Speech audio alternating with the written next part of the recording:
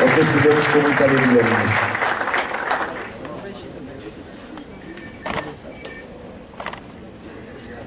Meus irmãos queridos, que prazer enorme. Eu quero saudar o apóstolo, saudar todos os meus irmãos pela honra de estarmos aqui juntos.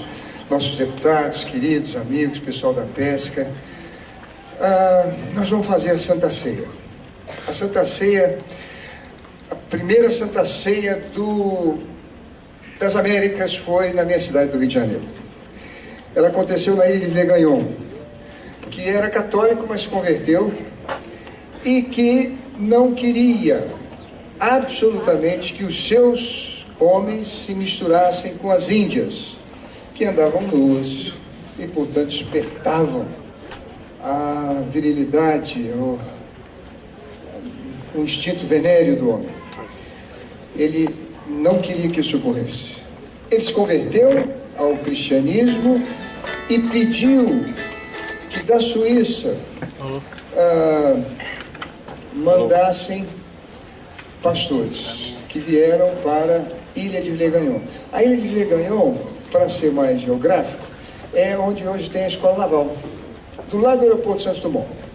Não existia o aterro do Flamengo, não existia o aeroporto Santos Dumont, existia a costa e a uma distância de 500 metros, aquela pequena ilhota no coração da ilha.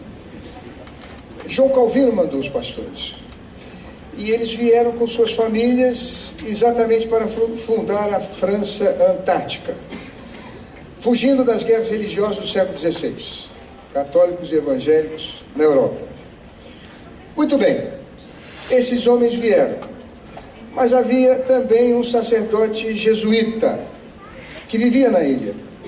E na primeira Santa Ceia, os pastores usaram o pão que tinham e usaram o vinho que tinham. E isso deu uma controvérsia, apóstolo, terrível.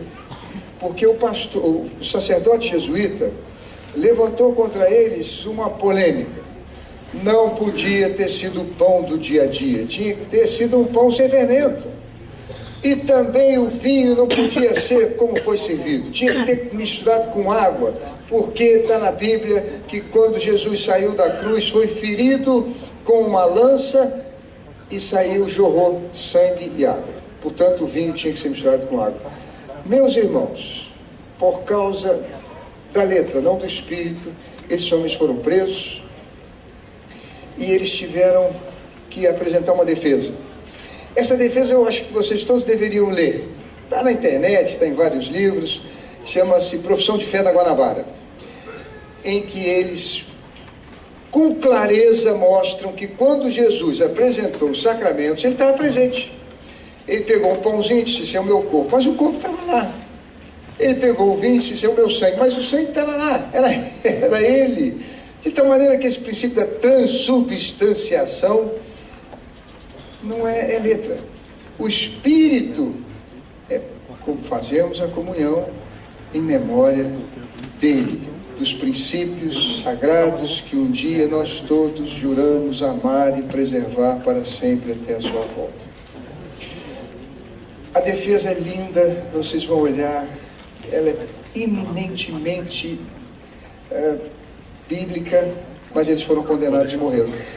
Primeiro sacrifício, primeira perseguição, não foi da Igreja Universal, não foi da Igreja Renascer. Nós não tivemos esse privilégio. Nós não tivemos. Nós somos apenas herdeiros dos mártires que nas Américas derramaram seu sangue na ilha de Villegaignon. Mem de Sá, Estácio de Sá vieram, pararam seus barcos atrás do Pão de Açúcar. Havia um índio na minha terra chamado Araribóia, da sua também. O pessoal vai ficar com inveja da gente, hein? Mas Araribóia se dispôs, ele era índio, a nadar de noite, uns 500 metros, acendeu uma tocha, explodiu o paiol dos franceses e acabou o sonho da França Antártica naquele momento. Mem de Sá, Estácio de Sá, dois portugueses, fizeram, em 1565, a cidade do Rio de Janeiro. De lá para cá, nós fizemos um caldeirão racial. Claro, os portugueses tinham a Mata Atlântica para romper e não tinham a menor condição de rompê-la. Eles vinham da Europa, tinham outro clima, tinham outra vida. As pessoas costumam comparar, quando viajam para os Estados Unidos, a beleza da terra deles, mas é completamente diferente da nossa. Aqui, cada conquista demorou muito.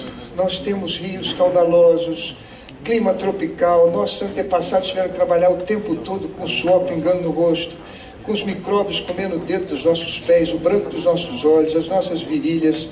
Nós sofremos todas as febres tropicais, fugindo da onça, da cobra, subindo e descendo milhares de montanhas, atravessando o sertão, o Planalto Central, o Pantanal, para balizar uma das maiores geografias do mundo.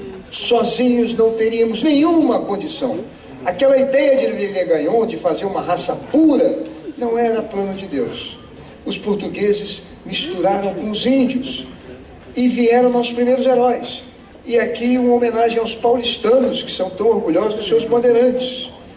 Fernão Dias, dos Bartolomeu Buenos, dos Raposos, dos Anhangueras, que a golpes de tenacidade e bravura romperam as matas e nos deram o Brasil.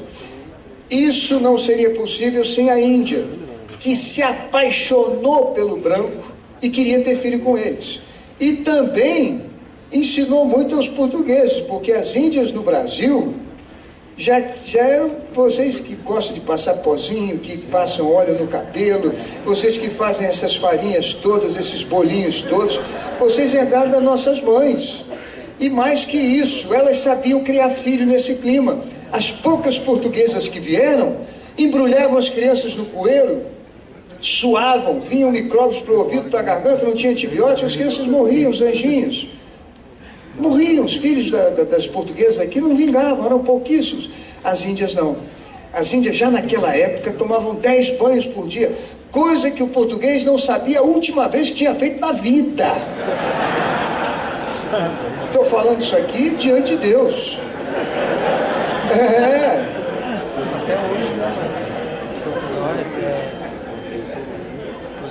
É claro que a riqueza da época era o açúcar e não tinha nenhuma condição de nós termos riqueza nesse país e criarmos o progresso se para cá não viessem os negros. Os nossos irmãos africanos tiveram que vir para cá para plantar cana, para colher a cana, para trabalhar 16 horas por dia, sábado e domingo, sem férias, sem 350 anos de escravidão. Páginas terríveis. Assim como o branco sofreu muito longe da sua terra todas as febres tropicais, assim como aldeias inteiras foram dizimadas quando um europeu espirrava, os irmãos negros viveram dias terríveis na senzala. Alto índice de aborto, alto índice de suicídio, e muitos fugiram para os quilombos e outros tantos ficaram nos grilhões. Mas nesses 500 anos, isso não é audiografia, isso é Santa Ceia, eu estou falando do corpo de Cristo. Nesses 500 anos, nesse panelão racial, foi se retemperando uma raça, um povo, uma nação. Raça não é bem o nome, porque raça é raça humana, embora nós tenhamos 4 cores. Na Ásia somos amarelos, na Índia somos vermelhos, na África somos negros e na Europa somos brancos. É uma raça só, a raça humana. Mas aqui no Brasil, a mistura que Villegagnon não queria, pois bem, nos fez um povo diferente de todos os povos do mundo. Meus irmãos, recentemente a Universidade Federal de Belo Horizonte fez um mapa genético brasileiro, tirando um pouquinho de saliva de gente de todos os lugares. E eles fizeram um relatório final, eu tive a oportunidade de ler, e foi publicado na Folha de São Paulo. O brasileiro mais branquinho, mais lourinho, de cabelinho mais amarelinho, de olho mais clarinho, ele tem 40% de genes europeu, mas ele tem 35% de genes africano. E ele tem restante de genes vermelho. ameríndio. O escurinho mais escurinho, ele tem 30, 35% de genes europeu.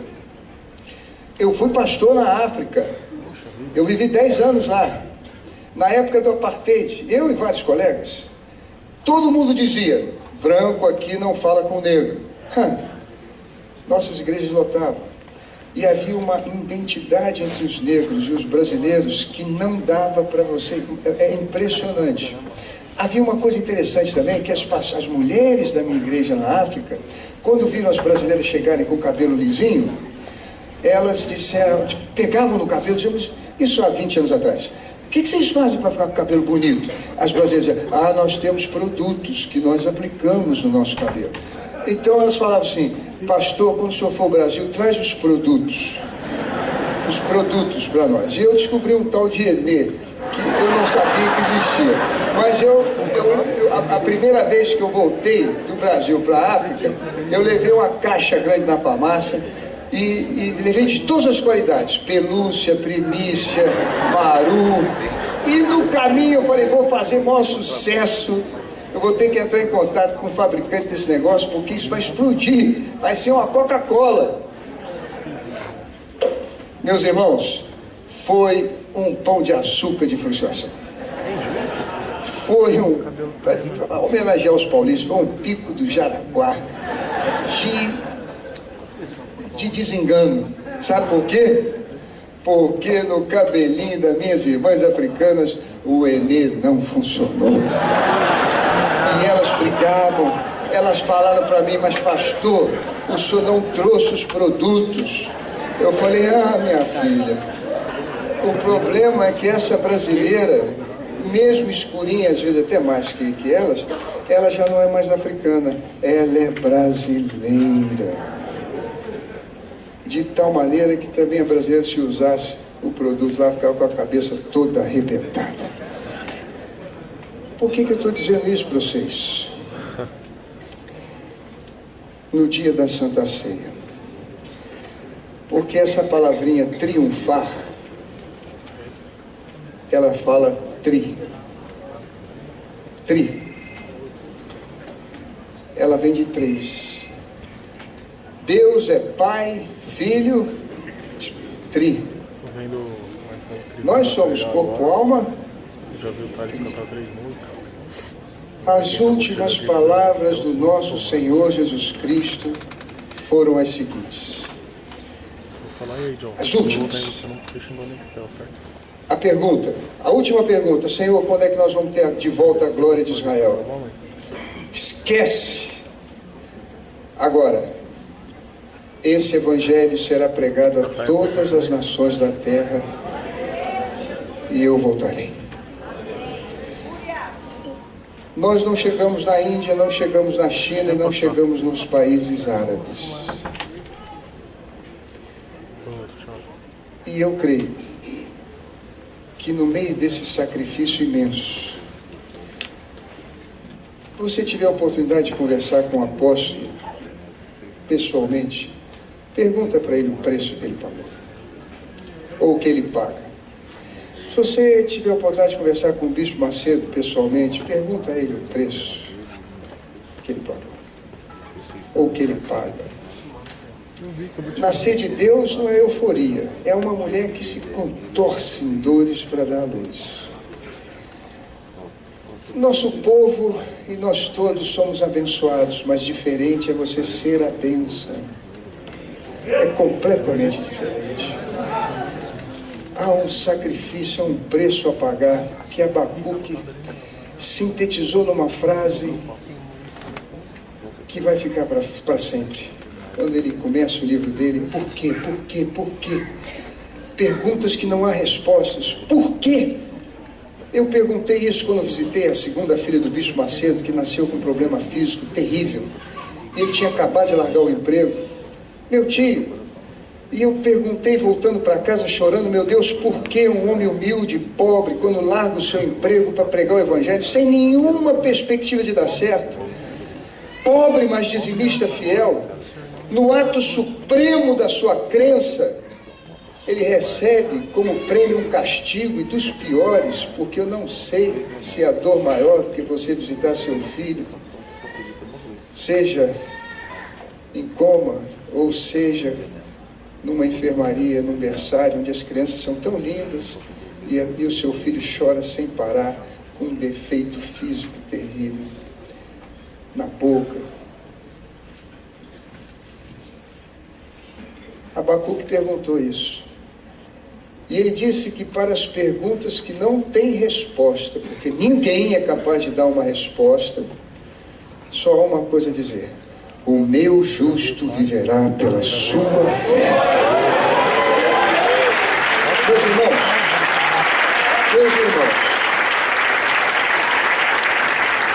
essa mistura de três raças nos deu condições de sermos hoje a nação que vai levar o Evangelho a todos os confins da terra. A Sociedade Bíblica dos Estados Unidos tem um turnover de 100 milhões de dólares. A nossa Sociedade Bíblica, 200 milhões de dólares.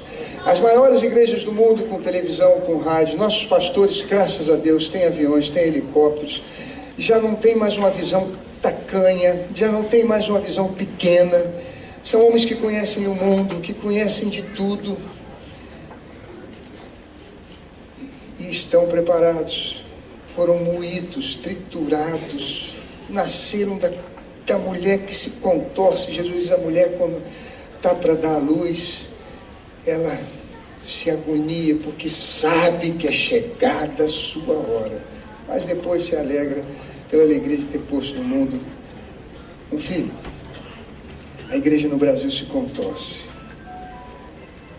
Cabe a nós, esse povo globalizado, essa raça que não é como os americanos, como os ingleses, como os saxões, que são raça pura. Nós somos sim mestiços, graças a Deus, na nossa índole e vocação, na maneira de ver o mundo. Ahmadinejad não vai aos Estados Unidos e à Europa, mas ele vem ao Brasil.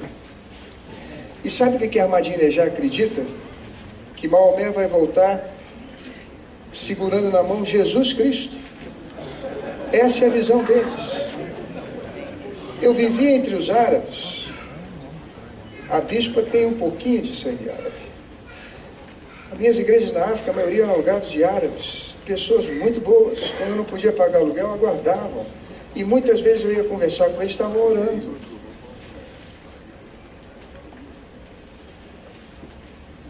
Nós somos talhados e fomos preparados para isso. Essa Santa Ceia, esse corpo de Cristo, esse Evangelho que vai para o mundo inteiro, depende muito da nossa visão de reino. Tem uma frase da bispa também que eu acho muito legal. Quem briga é a torcida, mas no campo a gente troca a camisa. Eu acho essa frase fantástica. Nós somos pastores, nós somos que trocamos camisa. Deixa a torcida brigar, porque nossa visão já não pode mais ser o Brasil. O Brasil está pequeno para nós. Nossa visão é o mundo. A televisão, a maior televisão cristã americana, está vindo aqui agora. Eu fiquei tão feliz quando o bispo me ligou, o apóstolo, falando sobre eles. Essa Santa Ceia diz muito a nós. Desde o dia em que nossos irmãos derramaram seu sangue na ilha de Villegagnon, em memória de mim, nós brasileiros fomos preparados para isso. Para finalizar, eu quero dizer que também isso é uma luta política. Não é questão de misturar política com religião, isso não tem nada a ver. Enganam-se aqueles que acham que a igreja quer se aproveitar da política. Bobagem! Nós vivemos de dízimos e ofertas, nós não precisamos da ajuda do governo para nada. Para nada, nada.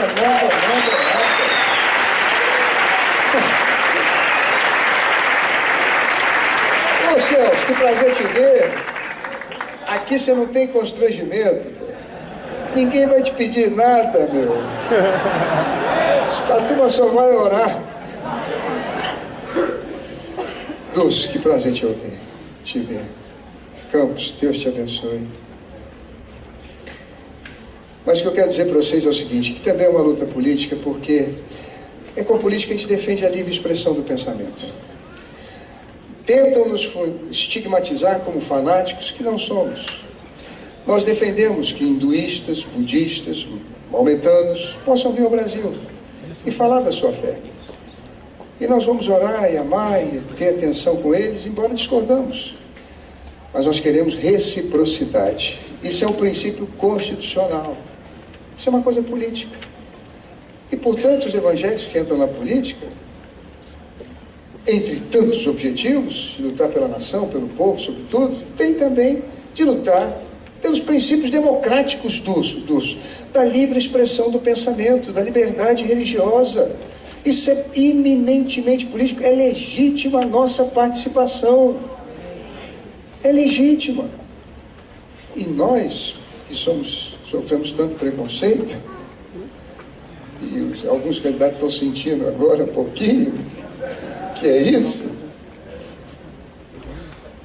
nós temos esse direito. Meus irmãos, muito obrigado pela atenção. Acho que hoje a Santa Ceia para nós vai tomar um sentido universal. Desde o momento em que ela foi celebrada, foi sem querer. Eu falo diante de Deus. Foi sem querer. Porque,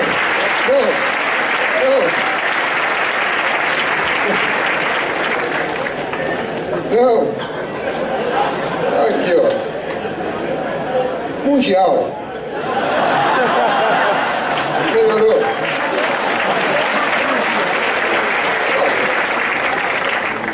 Desde aquela primeira Santa Ceia das Américas na ilha de Villers-Gagnon, que custou a vida dos nossos pastores, porque foram perseguidos pela letra, até esse momento já se passaram 500 anos. 1565 para cá, quase isso. Mataram 3, nasceram milhões.